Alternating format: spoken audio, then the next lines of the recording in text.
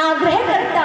श्री शौनक जी महाराज के भाव से प्रसन्न होकर सूत जी महाराज ने कहा कि सावधानतया शृणु, सावधान होकर सुनिए, क्योंकि ये कथा नहीं, ये मैं अपना प्राण आपको देने जा रहा हूँ।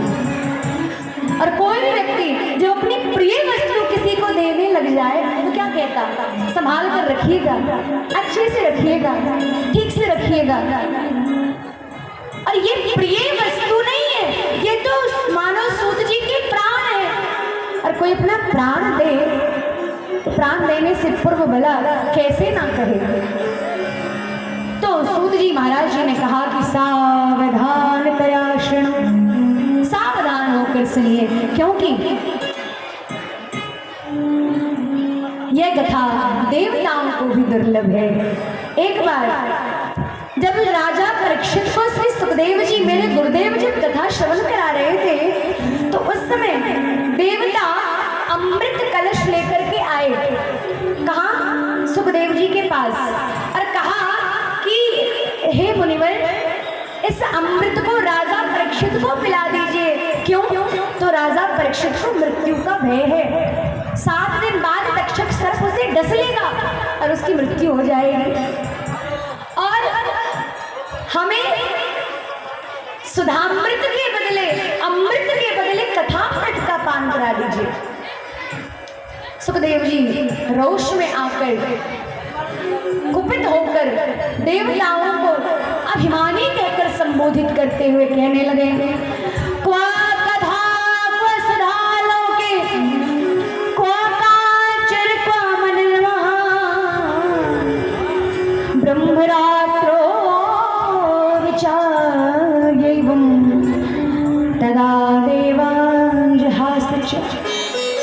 अरे अभिमानी देवताओं, कहाँ कथा, अरे कहाँ सुधा, कहाँ बेशकीमती मणि, और कहाँ ये कांच का टुकड़ा।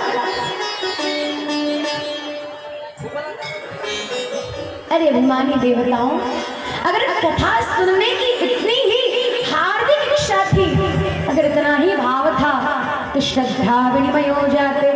तो श्रद्धा का मूल देकर के, भाव का मूल देकर के तुम यहाँ कथा श्रवण करने का अधिकार प्राप्त कर सकते थे।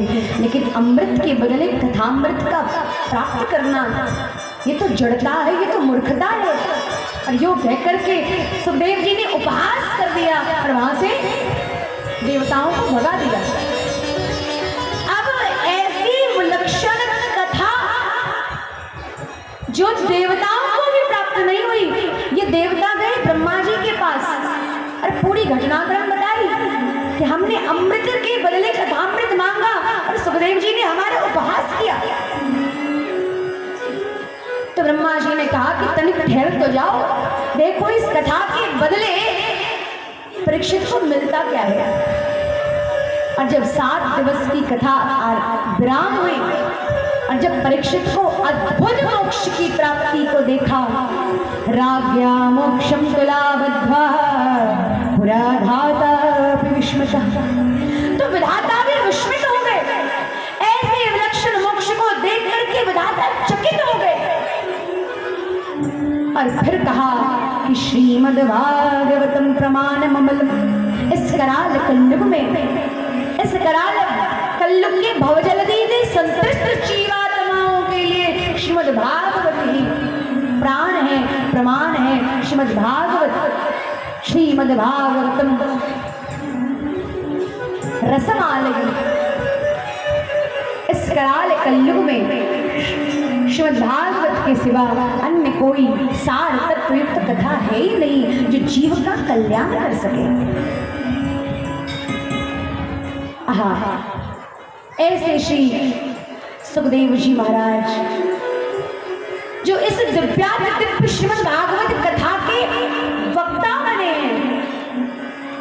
निगम कल्प तरोर गलितम फलम सुखमुखात् मृतद्रव संगतम पिबत भागवतम रसमालयम मुहुरहो रसिका विभावुका।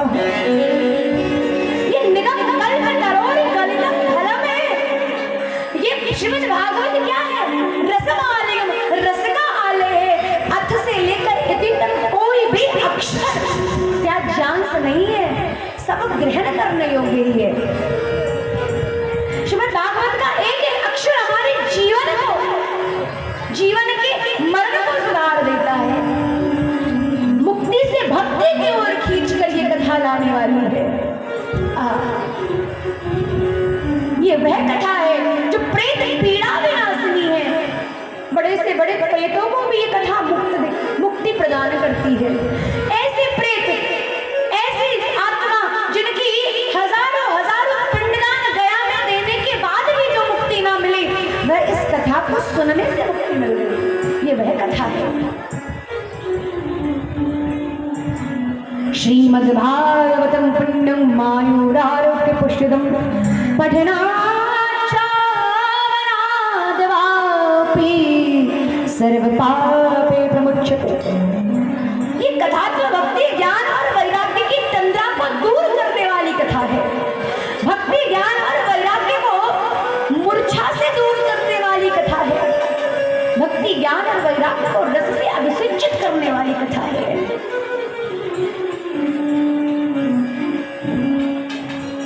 महाराज वेद रूपी वृक्ष का टपका हुआ डबका हुआ रस से परिपूर्ण बिना गुठली और बिना छिलके का यह फल है।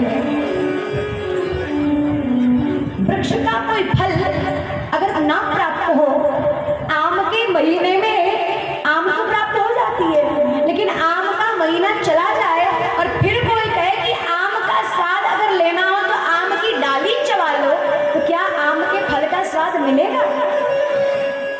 छोड़िए आम की पत्ती चबा ले तो क्या आम के फल का स्वाद मिलेगा? अरे जिस जड़ से रस अभिषिंचित होकर फल में जाता है, क्या उस जड़ को चबा लेने से आम के फल का जैसा स्वाद मिलेगा? क्या नहीं मिलेगा। जो स्वाद फल में है, जो सार तत्व फल का जो स्वाद है, वो स्वाद किसी अन्य फल में, वो स्वाद किसी अन्य डाली पत्ते और जड़ और शाखा में नहीं मिल सकता। तो यह वेद रूपी वृक्ष का डबका हुआ टपका हुआ रस से परिपूर्णतम बिना गुठली और बिना छिलके का फल। बिना गुठली और बिना छिलके का मतलब है कि अथ से इति तक अक्षर सह ग्रहण करने योग्य है। अथ से इति तक एक भी अक्षर क्या जांच नहीं है। सुख मुखातमृत द्रव संयुतम। अच्छा, अगर किसी फल में तोता मुख लगा दे तो हम क्या कहते हैं? क्या कहते हैं? तोते ने मुख लगाया है, भैया फल तो मीठो है वो। अब तोता मीठे फल में मुख लगाता है या तोता के मुख लगाने के बाद फल मीठा हो जाता है, इस बात पर विचार कोई नहीं करता। लेकिन अगर तोते ने मुख लगाया तो फल मीठा ही होगा। तो वैसे ही सुख मुखातमृत द्रव संयुतम, जैसे ही सुखदेव रूपी सुख का मुख श्रवण भागवत रूपी फल में लगा, तो यह फल और भी संस्पृष्ट अमृत हो गया। तो क्या करें इस फल को? तो पिबत भागवतम रसमालय, इस फल का पान करें, इस रसमालय का पान करें। कहते कितनी बार? तुम हो रहो रसिका वो विवाह का है। कहते एक बार नहीं, दो बार नहीं, 10 बार नहीं, बार बार पीते जाओ पीते जाओ पीते जाओ पीते जाओ। कहते कब तक? आलयं मोक्ष पर्यंतं। अगर मुक्ति मिल जाए और मुक्ति के बाद भी कोई कहे कि कथा को श्रवण कर लो, तो भी कथा नहीं छोड़नी चाहिए। मुक्ति के बाद भी अगर कथा मिले तो कथा को श्रवण करो। और कहा कौन कौन कथा सुन सकते हैं? तो जिन्होंने ज्यादा चंदा दिया है वो भी नहीं सुन सकते, और जो इस गांव के बड़े रईस ज़्यादा लोग हैं वो भी नहीं सुन सकते, और जो इस गांव का राजा शहंशाह है वो भी इस कथा को नहीं सुन सकता। जो राजनीतिज्ञ है, जो इस गांव का मुखिया है, जो इस जिले का विधायक है, वो भी इस कथा को नहीं सुन सकता। कहते कौन सुन सकता है? तो इस कथा को सुनने का अधिकारी कौन है? तुम रहो रसिका भुवि भाव का। कहते कथा का श्रवण पान कर सकते हैं, वही इस कथा के रहस्य का आनंद ले सकते हैं, वही इस कथा का रस स्वादन कर सकते हैं। मत्त कथा मत्त कथा श्रवणे रतम, मत्त कथा प्रीतम संज्ञाहं रक्षयामि तं नरं। उत्थाय प्रणवेदियो वै श्रीमद्भागवतं नरा, धनपुत्रस्तदादारान् भक्ति च प्रददाम्यहम्। कहते इस कथा को सुनकर मिलेगा क्या? तो कहते ये कथा तो कल्प वृक्ष और चिंतामणि से भी बढ़कर है। जिन खोजा तिन पाइया गहरे पानी बैठ, जो कुछ पाने की इच्छा हो वे सब कुछ इस रसमालय से प्राप्त हो सकता है। इस रसमालय, इस रसवृक्ष, इस श्रीमद्भागवत रूपी कल्पवृक्ष के नीचे जो आकर बैठ गया और जो मांगा वह पाया, जो मांगा वह पाया। और साथ में और क्या मिला? महाराज एक व्यक्ति था, तो वह भूलवश उसे वह एक कल्पवृक्ष के नीचे जाकर बैठ गया। ध्यान दीजिएगा, बोलिए प्यार से, भाव से, जोर से, प्रेम से, जोर से। तो एक व्यक्ति को ज्ञान नहीं था कि वो कल्पवृक्ष के नीचे बैठा है, और वह कल्पवृक्ष के नीचे आकर बैठ गया। अब थका हुआ, हारा हुआ, दोपहर की तेज धूप से तापित हुआ वह व्यक्ति जब कल्पवृक्ष के नीचे बैठा तो साधारण वृक्ष समझकर वो उसके नीचे बैठकर आपस में स्वयं में विचार करने लगा कि भाई कितनी ताप है, तनिक छांव मिल जाती। उसी समय कल्पवृक्ष ने वायु बहाना आरंभ कर दिया, वायु प्रवाहित होने लगी। उस व्यक्ति का ताप नष्ट हो गया। थोड़ी देर बाद उसके मन में विचार हुआ कि ताप से तो हम मुक्त हो गए, थोड़े भोजन की व्यवस्था हो जाती, बड़ी भूख लगी है। तभी कल्पवृक्ष ने कंदमूल फल फूल बरसाया। अब उसकी भूख मिट गई। अब भूख मिटने के बाद उसने मन में सोचा कि भाई इतने दिनों से कमाता आ रहा हूँ, लेकिन आज तक एक घर नहीं बना पाया, एक छोटा सा घर बन जाता। इतने में उसके बच्चे दौड़ते आए और कहते पिताजी पिताजी अनर्थ हो गया। कहा क्या हुआ? तो पिताजी हमारी झोपड़ी के स्थान पे बड़ा महल बन गया है। ये कैसे हुआ? तो उसने सोचा कि पिछले कुछ समय से मैं जो कह रहा हूँ वो होता जा रहा है, कहीं कोई भूत प्रेत जीन तो पीछे नहीं लग गया। बस कहना था। कल्पवृक्ष के नीचे खड़े होकर उसने ये विचार किया, भूत भी प्रकट हो गए, प्रेत भी प्रकट हो गए और जीन भी प्रकट हो गया। व्यक्ति डरकर भाग गया,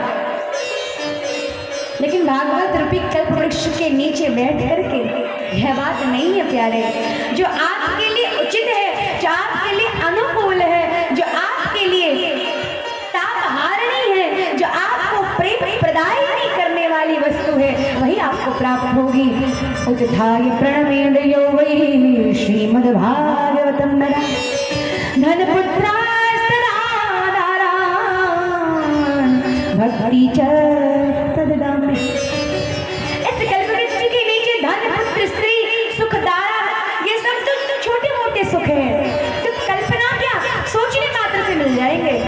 लेकिन इस कथा को सुनकर और क्या मिलेगा? तो कहा भक्ति, राधा रानी की कृपा से भक्ति स्वयं ही प्राप्त हो जाएगी।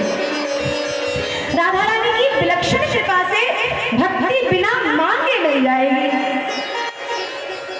महाराज ये इस कथा की विशेषता है।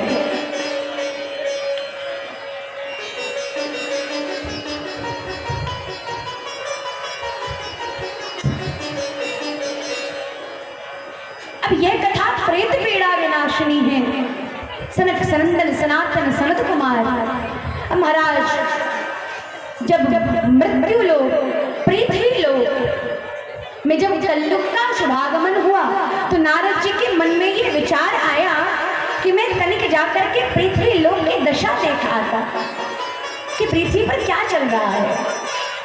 नारद जी वहां से चल पड़े, पृथ्वी लोक पर आए और पृथ्वी पर आकर के क्या देखा, चारों तरफ अशांति ही अशांति है। हृदय बड़ा व्यथित हुआ। कलयुग के प्रवाह से प्रभावित होकर सभी कोई रो रहा है, जनमानस आक्रांत हो चुका है, शोक से शोकाकुल ये जनमानस अत्यंत पीड़ित हो रहा है। नारद जी ने सोचा कि क्या हो गया इस धरती लोक को।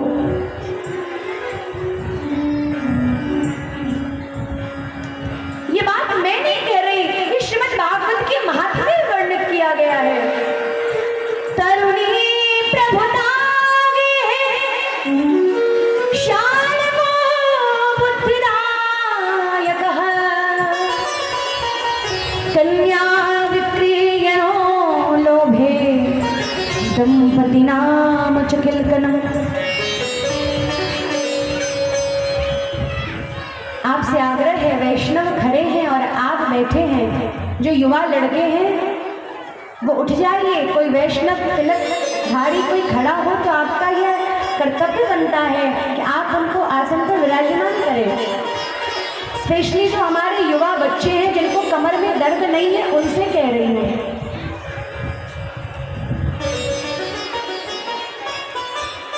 बोलिए प्यार से, भाव से, जोर से, प्रेम से।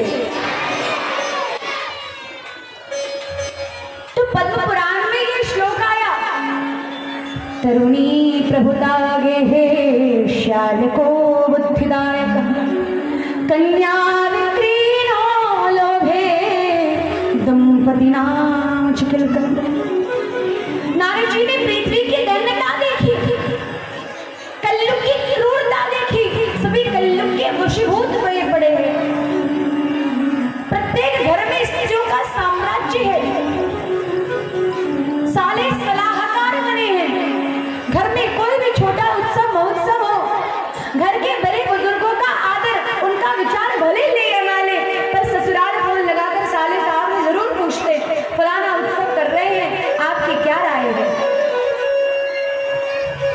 कन्या विक्रीनो लोभे, यत्र तत्र कन्या के क्रय विक्रय का व्यापार चल पड़ा। कहते हमारे राज्य में जो जो चीज पर पाबंदी लगाई गई वो चीज महंगी हो गई, चाहे वो मदिरा हो या दूल्हा, हर चीज महंगी दाम में मिलने लग गई। और दंपतिनाम च किल्कनम्, पति पत्नी में कलह क्लेश होने लगा। आज यत्र तत्र जो भारत की भूमि झांक गई, युगल दंपति को राम और सीता की जोड़ी मानी जाती थी, आज न जाने हमारे इस देश को कलयुग की वशीभूत होकर न जाने कौन कौन से दिन देखने पड़ रहे हैं, जहां कलह क्लेश का वातावरण छा गया। दशा तो कुछ ऐसी है कि एक महिला कोर्ट पहुंची और जज से बोला कि हमको न्याय चाहिए। एक महिला कोर्ट पहुंचकर जज से बोलती कि मुझे न्याय चाहिए। जज ने पूछा किस बात की न्याय, तो कहा जज साहब हम ट्रेन में बैठी थी और ट्रेन में खिड़की गिरने की वजह से हमारी ये अंगुली कट गई, तो हमें इस बात की न्याय चाहिए। जज ने कहा कि गलती तुम्हारी है, तुमने हाथ क्यों रखा खिड़की के पास। कहा जज साहब वो बात तो ठीक है, लेकिन जो बीत गई सो बात गई, लेकिन जो अब वर्तमान में है उसका न्याय कर दीजिए। कहा किस बात की न्याय। कहा जज साहब अगर ये अंगुली कटती, ये कटती, ये कटती या ये कटती, हम आपके समीप न आती, लेकिन बात इस अंगुली की है। कहा क्यों, इस अंगुली में विशेषता क्या है। तो कहा जज साहब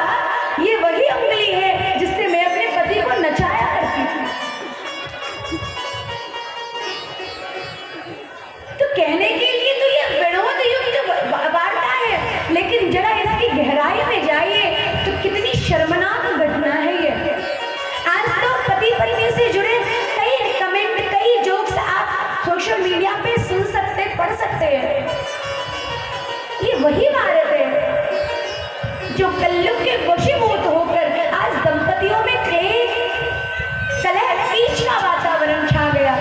आए दिन पति पत्नी की जो अंडरस्टैंडिंग है वो होनी बंद हो गई। नारद जी ने इस सब कृत्य को देखकर हृदय में बड़ा विशाल सा अनुभव किया और कहा कि अब इधर उधर भटकने से अच्छा है कि संतों की क्या स्थिति है वह देखी जाए। तो देखा पाखंड दूरता सदाचारवता, जो अपने आप अब आज हमारे धर्म का भी मजाक बनाया जाने लगा। धर्म को विनोद में लेकर कुछ ऐसे पाखंडी लोग हैं जो अपने आप को मौनी कहते हैं। आज उन्हीं के आश्रम से कलह क्लेश ज्यादा आने लगा। जो अपने आप को वैरागी कहते हैं उनके यहाँ स्त्रियों का साम्राज्य छा गया। जो अपने आप को वैरागी कहते हैं उनकी बड़ी बड़ी इमारतें बनने लगी। और जो अपने आप को बाल ब्रह्मचारी कहते हैं आज उनके यहाँ स्त्रियों का समावेश हो गया। इन सब स्थितियों को देखकर धर्म का उपहास उड़ता देखकर नारद जी की मनोदशा और बिगड़ गई और उन्होंने कहा कि यज्ञ तत्व भटकने से अच्छा है कि हम श्री धाम वृंदावन की ओर चल पड़े। और नारद जी ने वृंदावन की यात्रा करी।